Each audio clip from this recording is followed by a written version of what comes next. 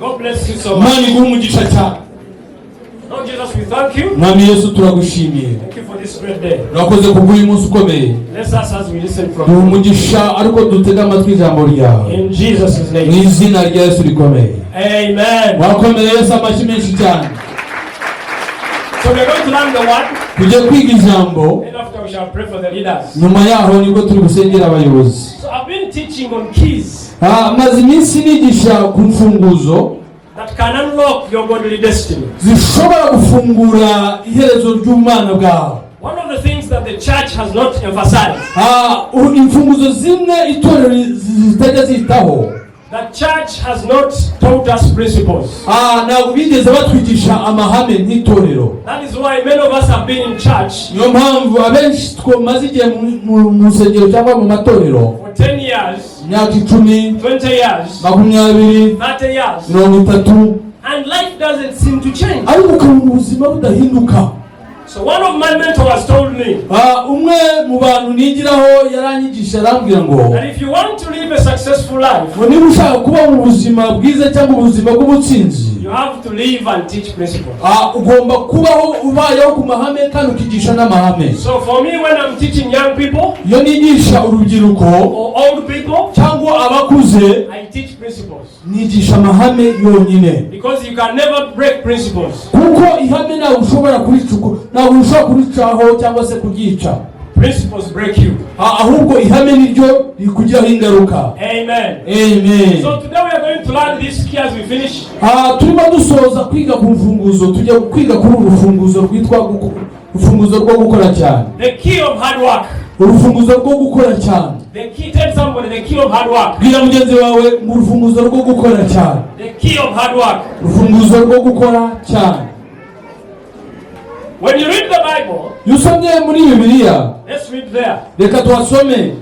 Genesis 1:26. Itangiriro igice cya mbere umurongo wa 26. So those of you who have notebooks, mwebwe mufite aho mwandika, take notes. Mwandike.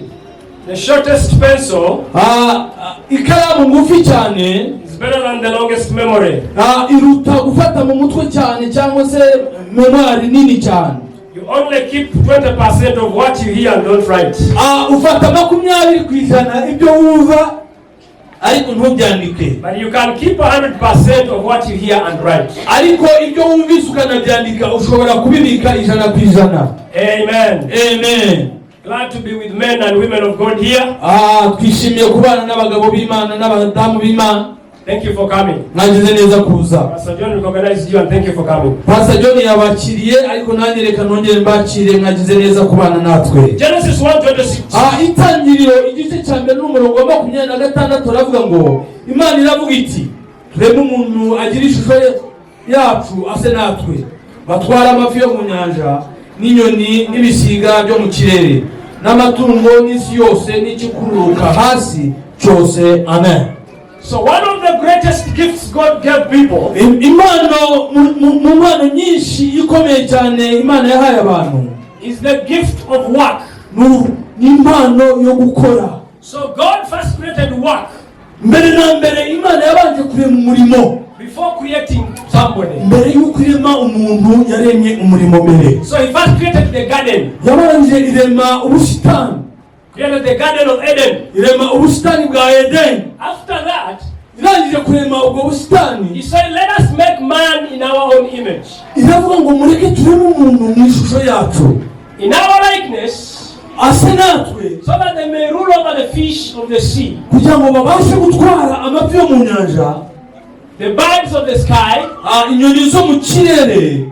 The livestock and all wild animals. Amatungo n'inyamaswa zo mu ishyamba zose. And all creatures that move on the ground. Ndetse n'ibyaremwe byose bigenda ku butaka. So before God created man, he created work for him. Mbere yuko Imana irema umuntu yabanje kumuremera umurimo wazakora. So everybody was made to work.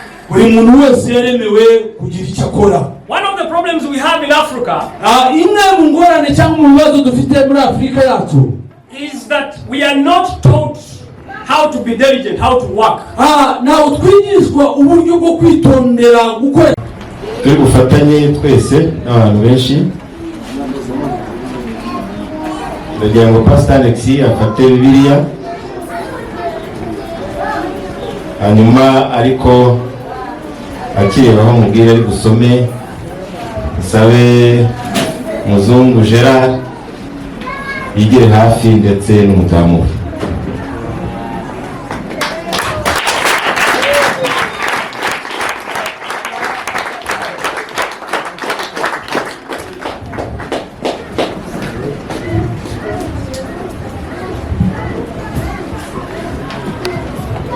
Ndagira ngo Pastor Alex aturebere mu rwandiko rwa mbere rwa Timoteyo ibice ni 3, arahera ku murongo wa mbere ageze ku murongo wa 7.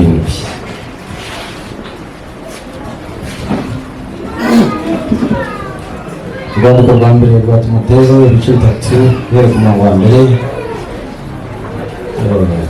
ndavuga ngo ijambo ni iryo kwizerwa ngo umuntu nashaka kuba umwepiskopi aba yifuje umurimo mwiza, nuko umwepiskopi akwiye kuba inyangamugayo no kuba umugabo w'umugore umwe, abe udakunda ibisindisha, wirinda, ugira gahunda mu kubaho kwe, ukunda gucumbikira abashyitsi, ufite ubwenge bwo kwigisha, utari umunywi wa vino cyangwa umunyarukoni, ahubwo abe umugwaneza utarwana, utari umukunzi w'impiya, utegeka neza abo mu rugo rwe, agatera abana be kumvira no kubaha rwose. Mbese utazi gutegeka abo mu rugo rwe yabasha ate kurinda itorero ry'Imana? Kandi ntakwiriye kuba uhindutse umukristo vuba kugira ngo atikakaza akagwa, agacirwaho iteka kugira ngo adahinyuka akagwa mu mutego wa Satani. Amen. Izo nizo ndangagaciro z'umuntu uhawe ubwepiskopi. Ni ijambo ry'ikigiriki tutari busobanure kuko ntabwo tugiye kubwiriza. Episkopos ntabwo tuyisobanura, ariko umuntu urobanurirwa ubushumba, iyo mirongo badusomeye nizo ndangagaciro. Hanyuma rero abashumba n'abakuru b'itorero Divine Destiny baricaye kandi bamaze gusuzuma basanga kugira ngo umuntu ufite ikibazo akitubwire hashize ibyumweru 2 ntawe twabonye. Rero niba hari n'uwari ugifite agaceceka ugazahora acecetse, siko bimeze. Agihagaze hano rero imbere yanyu ngiye kumubaza, ndetse n'umudamu we ndamubaza, aradusubiza. Igisubizo ni kimwe gusa cyangwa se 2. Hari ikivuga ngo ndabihakanye cyangwa se yego ndabyemeye. Hanyuma namara kunsubiza ndamubaza ibibazo 10. Nawe ndabizi ni mwarimu ajya abaza abandi, kandi uko ndi bumubaza agasubiza mwitegure ko mu minsi iri imbere namwe ariko azababaza. Amen. Ubwo ari bunsubize protokole wakurikirane yumve kugira ngo azajye mwibutsa ati iki ngiki burya cyagiye waracyemeye, amurya kara cyangwa mukandagire ku kirenge ati iki ngiki sibyo, uramfasha kubikurikirana. We rero ari bunsubize ati ndabyemeye cyangwa se ndabihakanye. Ubwo turaza gutifinga turebe niba aza kubona icya kabiri atsinda cyangwa se niba aza gutsindwa, ariko ndamwizeye ni umuhanga kandi araza gutsinda. Ikibazo cya mbere kiragira ngo kiti biyemeje kwakira iyi nshingano no gukora umurimo w'umwami mu itorero rya Divine Destiny. Yego ndabyemeye.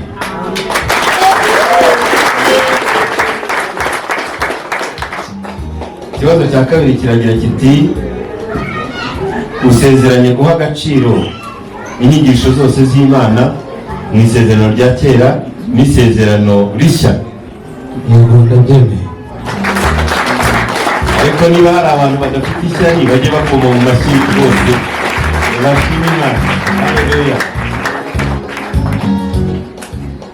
Ikibazo cya gatatu kiravuga ngo wiyemeje gusoza inshingano zawe z'umurimo urobanuriwe kandi uzazikora uzitwararikira ku manywa cyangwa se nijoro mu bihe bikwiriye no mu bihe bidakwiriye. Yego ndabyemeye.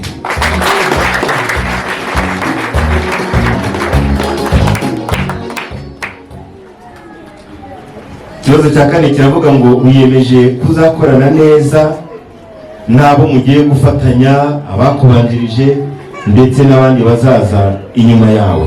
Yego ndabyemeye. Ikibazo cya gatanu kirabaza kiti wiyemeje gusiga ibyawe byose kugira ngo wiyegurire uyu murimo ukazawukora wigenera umwanya mu mwanya wagusanganywe ukagenamo n'umurimo wo gukorera Imana kandi utabyinubira utagamije inyungu. Yego ndabyemeye.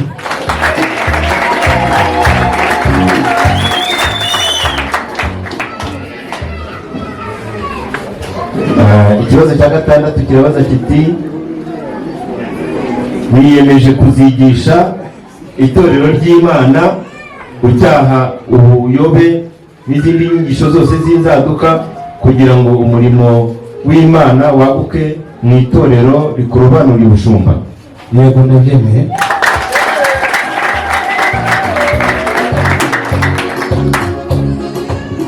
Cya karindwi kirabaza kiti wiyemeje kuzubahiriza amategeko shingiro ya Divine Destiny Church ndetse n'ay'umwihariko ndetse n'inama uzagirwa n'abashumba n'abandi bakuru b'itorero.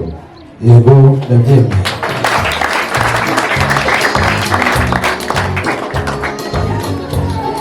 Usezeranye kuzubahisha itorero rya Kristo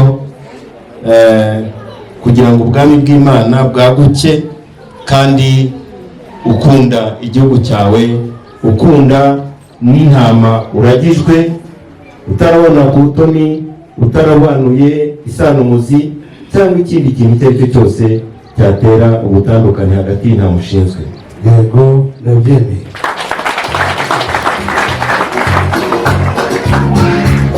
Wiyemeje kutazatatira cyangwa se kugira izindi ndahiro zibangamiye cyangwa se zihabanye n'iyi ndahiro urahiriye imbere y'itorero rya Kristo. Yego ndabyemeye.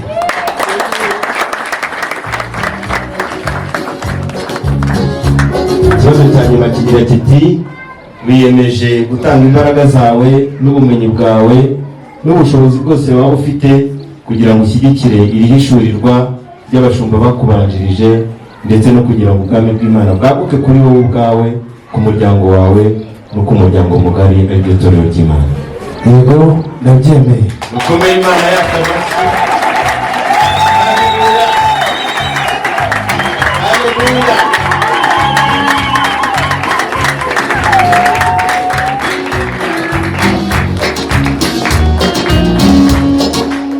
Reka tubaze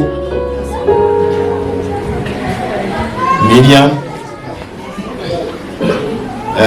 umaze kumva ibyo umutware wawe asezeraniye hano yemeye, mbese uzamushyigikira amutera inkunga zose, izo mu bitekerezo, izo kumuhwitura ndetse n'izo mu butunzi kugira ngo umurimo w'Imana waguke ushinge n'imizi mu rugo iwanyu kandi Imana ikomeze kubaha umugisha uko ibihe bizagenda biha ibindi.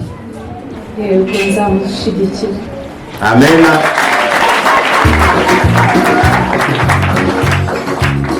Umva n'abanyeshuri beza baratsinda.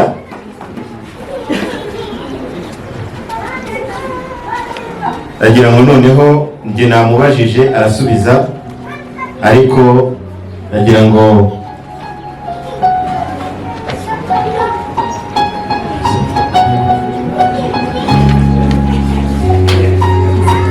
arazamura ikiganza cy'iburyo.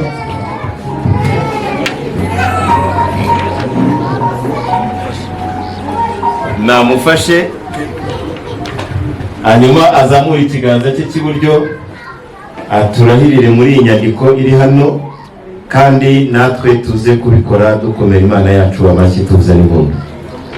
Njyewe Muzungu Gerard ndahira itorero ry'Imana ku mugaragaro ko nzakora neza umurimo w'Imana nshinzwe, ko nzateza imbere itorero ryayo, ko ntazarobanura ku butoni intama nshinzwe, ko nzafatanya n'itorero ndetse n'umubiri wa Kristo muri rusange guteza imbere ubutumwa bwiza, ko ntazakoresha ububasha mpawe mu nyungu zanjye bwite, ko nzakorana umurava haba ku manywa ndetse na nijoro, mu gihe gikwiye no mu gihe kidakwiriye umurimo mpawe.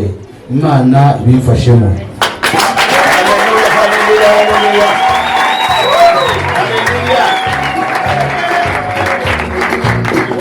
Hanyuma badufatire ya gushyiraho umukono.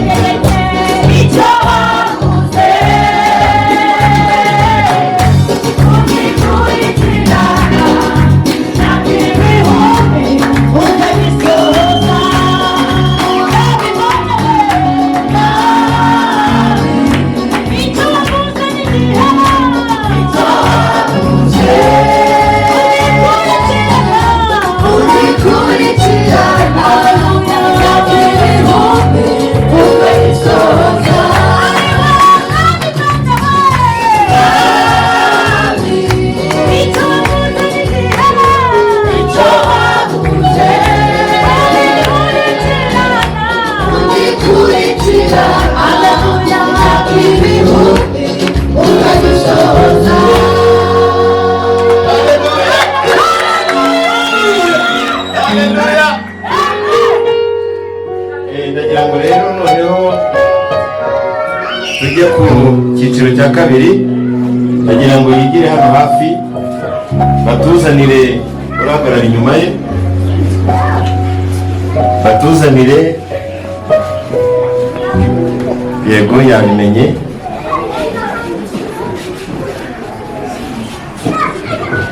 yapfukama yabimenye, yakuze kabaye. Haleluya. Ndagira ngo mpamagare Pastor Alex na n'umushumba lead pastor aze hano kugira ngo amusuke amavuta, kandi abandi bashumba muri hafi kugira ngo tumushyireho ikaze, tumutsikamire, tumutsire cyangwa ndazatwubaho. Haleluya. Abashumba muze hano hafi muze. Haleluya. Ikimenyetso cy'amavuta ni ikimenyetso cyo kwimika abami uko byakorwaga mu isezerano rya kera, amavuta y'umwuka. Hanyuma ibiganza by'abakuru isezerano rishya, turagira ngo ibyo byose bimuhurireho mu izina rya Yesu. Haleluya. Ni umwami n'umutambyi wo mu bwami bwa Kristo. Reka umusukeho amavuta. Aya ni amavuta akusutsweho, amavuta y'ubutambyi robanuriwe gushumba itorero rya Kristo. Amavuta y'umwuka wera amanukire ku buzima bwawe, amanukire ku muryango wawe, amanukire ku bana bawe, amanukire no mu ntama uragijwe, mu izina rya Data twese n'Umwana n'Umwuka wera. Amen.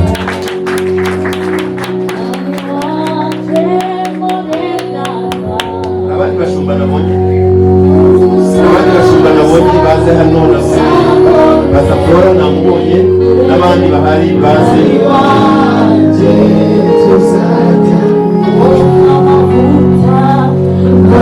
Tugiye kumurambikaho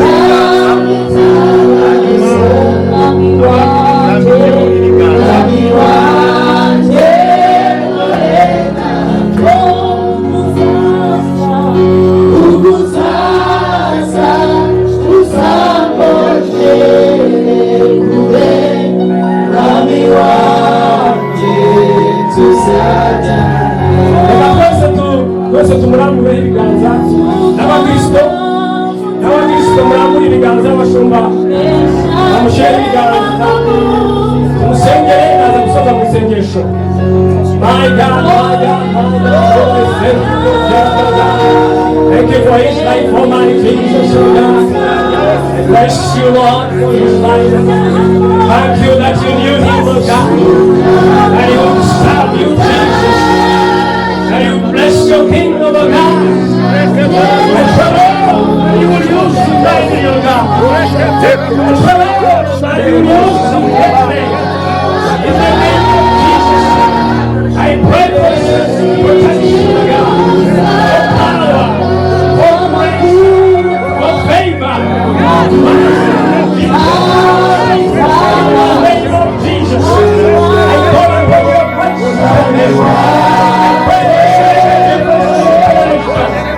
in the name of Jesus, that your power, that your grace will be upon us. In the name of Jesus, we bless you, God. We bless you, God. We bless you, God. We bless you, God.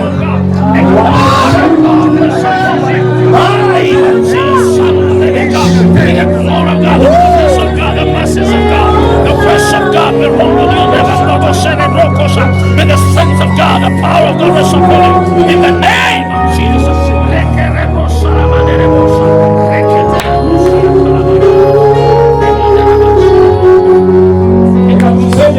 Muhaye icyubahiro bwa Gerard Mwami. Ishimwe ko wamumenye ntacyo azi Mwami, ataranabaho Mwami. Ibyo wamunyujijemo byose byari ukugira ngo Mwami umunsi nk'uyu azaba ari ahangaha asengerwa kugira ngo azagure ubwami bwawe. Mu izina rya Yesu dusengeye Gerard, dusengeye Miriam n'abana babo. Mu izina rya Yesu ukomeze kubareba neza, ukomeze kubagirira neza. Bagiye kuba abatambi bawe Mwami, bagiye kwagura ubwami bwawe, bagiye gukora imirimo ikomeye mu bwami bwawe, bagiye guhindura benshi Mwami babazane iwawe Kristo. Lord, be with them. Lord, bless them. Lord, favor them. Lord, grace them. In the name of Jesus Christ. Let them see your favor in the land of the living. Mwami reka babone ibyiza byawe. Mwami ukomeze kubarema mu mutima wa savant budu. Mu izina rya Yesu. Ukomeze Mwami tubarinda. Dufatanye umurimo Mwami wo kwagura ubwami bwawe. Uzabane nawe kandi uzabane natwe twese muri iyi si yoroshe y'iki gihe. Ushime guhamagara abantu bamuzungu mu gihe n'iki, aho abandi bari mu bindi. Ushime Mwami ko abayemeye responsibility nk'iyi Mwami ni bakeya babyemera. Bless him, ubane nawe muri byose. Twese Mwami tugirire neza, tumukomeye amashyi Mwami, tugushimira amashyi menshi kuri uwo Mwami kubw'iki gitabo. nanjye pastor yayorwa intwari nshingiye ku magambo no ku ndahiro za mwene data Pastor Muzungu Gerard, ntumije ko abaye umushumba mu itorero rya Divine kandi akaba arobanuriwe gukora imihango yose y'itorero, ubatiza, ushyingira, ushyira ku igaburo ryera, usengera abana, usura abantu, uko ubwami bw'Imana buzajya bwaguka mu buzima bwawe no mwihishurirwa Imana izajya iguha kugira ngo umurimo wa Kristo urusheho gutera imbere.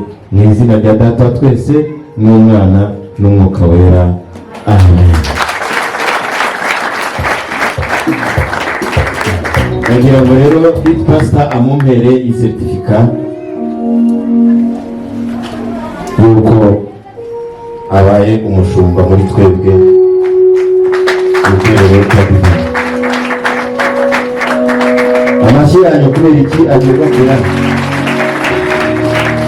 Amen.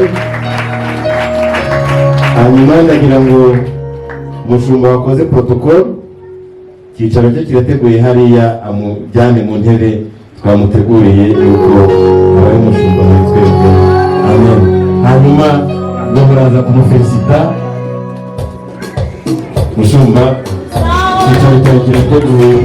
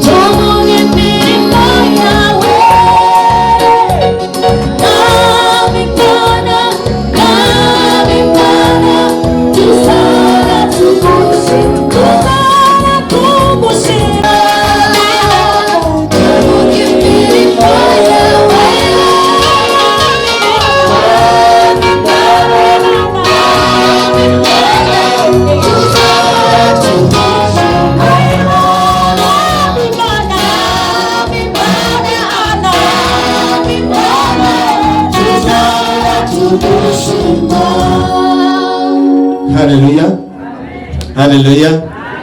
Tugeze mu cyicaro cyo kujya mu zindi ntebe, kwicara mu zindi ntebe. Yesu ashimwe cyane. Ndagira ngo n'ubundi Pastor Alex adusomere uhereye kuri uriya murongo wa 8, rwandiko rwa mbere Pawulo yandikiye Timoteyo, bice 3 uhereye ku murongo w'8. Dukomeze ibice 15. Wakoresha n'iyi nahageze yego twihute. Ibice 15 umurongo wa 5 urageza ku murongo w'8. Umurongo wa 5 avuga ngo nige muzabibu namwe muri amashami, ugume muri jye nanjye ngume muri wowe, wowe niwe uguma muri jye nanjye nkaguma muri we, wowe niwe w'imbuto nyinshi, kuko ari ntacyo mubasha gukora mutamfite. Umuntu utaguma muri jye ajugunywa hanze nk'ishami ryumye, maze bakayateranya bakayajugunya mu muriro agashya. Ndagira ngo rero Pastor John yigire hafi sorry nasoza izi ntama tugiye gushyira hano turaziguhaye. Amen. Ubwo no kugenda zikera nyinshi, ni wowe uri bubasengere. Ibyo baturaho ni wowe ubizi. Mwuka wera avane nawe. Arakoze Pastor Elia Rugangwari ku muhango mwiza adufashije. Reka tumukorere amashyi cyane.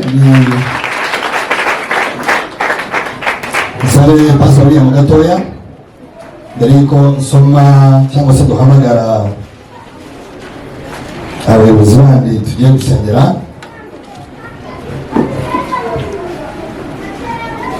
Yesu ashimwe.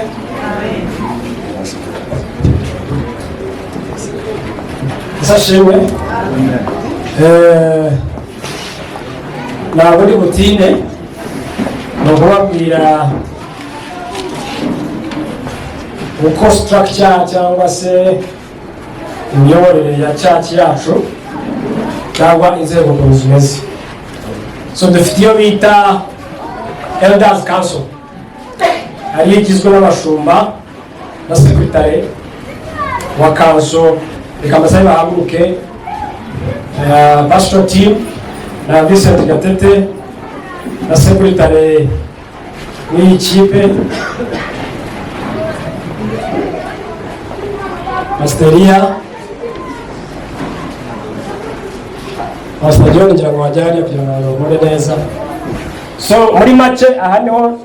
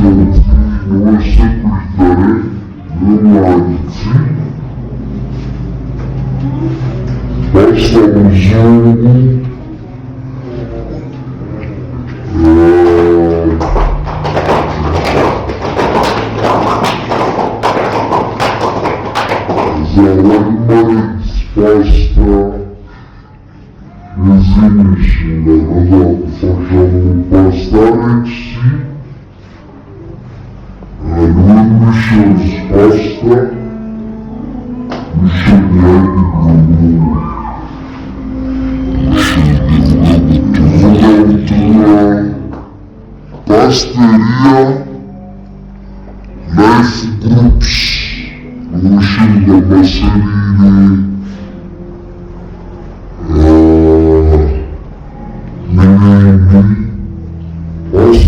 intercession, masengesho n'iki basabwa gufata executive uyobora administration pastor John niwe location cyangwa campus pastor n'urugero gusa umujyanama wabo waba lead pastor na teaching pastor. So,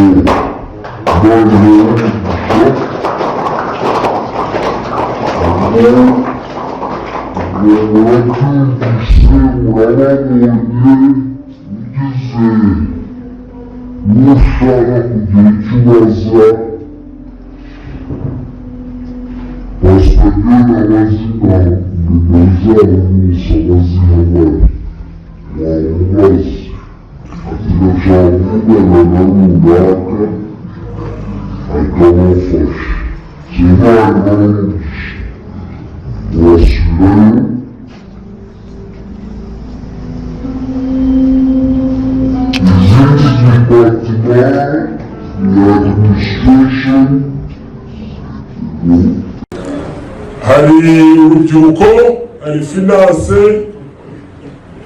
hari intercession, hari evangelism, hari ushering cyangwa se protocol na social affairs. Numva ari ibyo ni ukuvuga ngo iyi niyo mirongo migari, ariko munsi yawo harimo ibintu byinshi tuzagenda twubaka tubifashijwemo na administration na executive pastor. So Imana ibahe umugisha, ntabwo ashaka kurambira. Murakoze.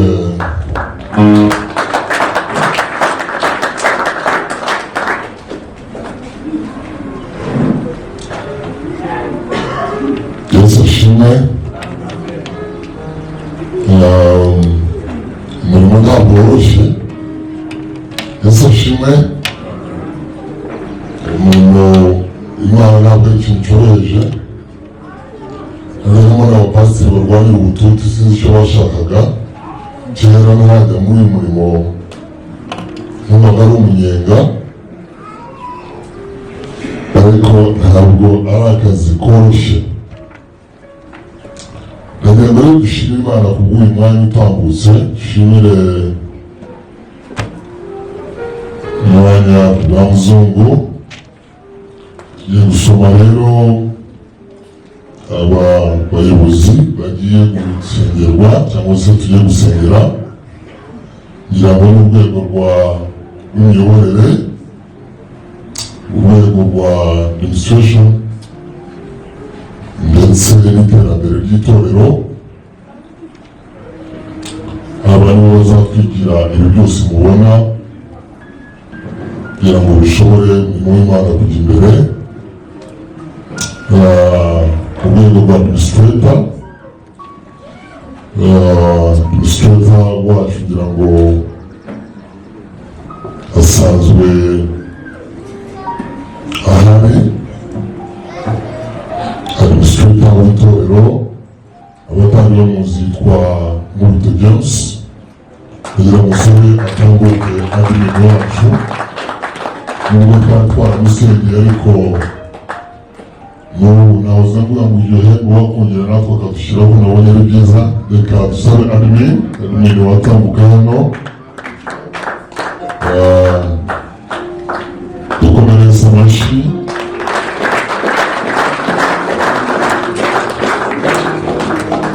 Ni umugabo w'inararibonye kandi gutekereza.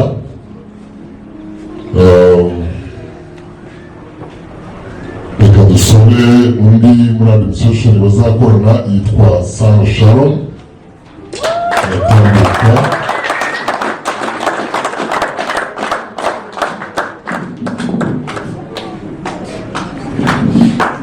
Twakomereza amashyi, aratambuka.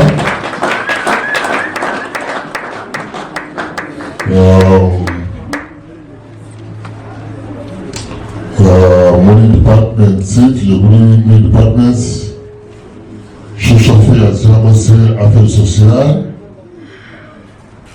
imibereho y'abakirisitu. Ndagira ngo imyaka itaha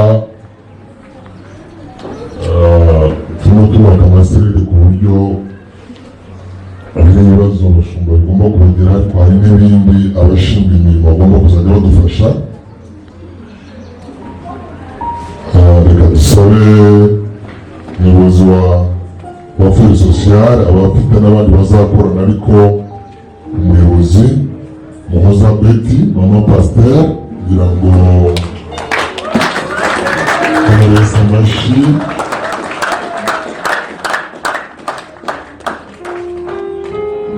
Mama pasteur William Kinono yoza twigisha uyu mugore we, kugira ngo dukomereze amashyi cyane neza byaso.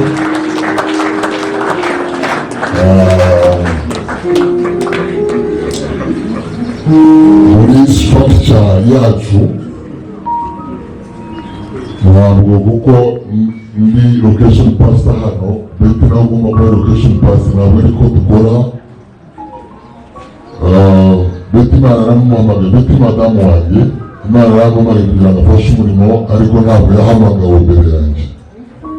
So agomba kubanza kubaha nuko byubakitse. Ni mama pasteur aramfasha, ariko ntabwo ari wahamagawe. Yesu ashimwe. Ariko gushimira bagaseka, ariko umudamu wabo uri bose waseka, niba wabura umushyitsi wamuseka bagatoya. Abadamu n'abantu beza cyane, mwamuseka. Abadamu nibo batubyara, nibo bakora ibintu byose. Umuyobozi w'abadamu yitwa Gusi.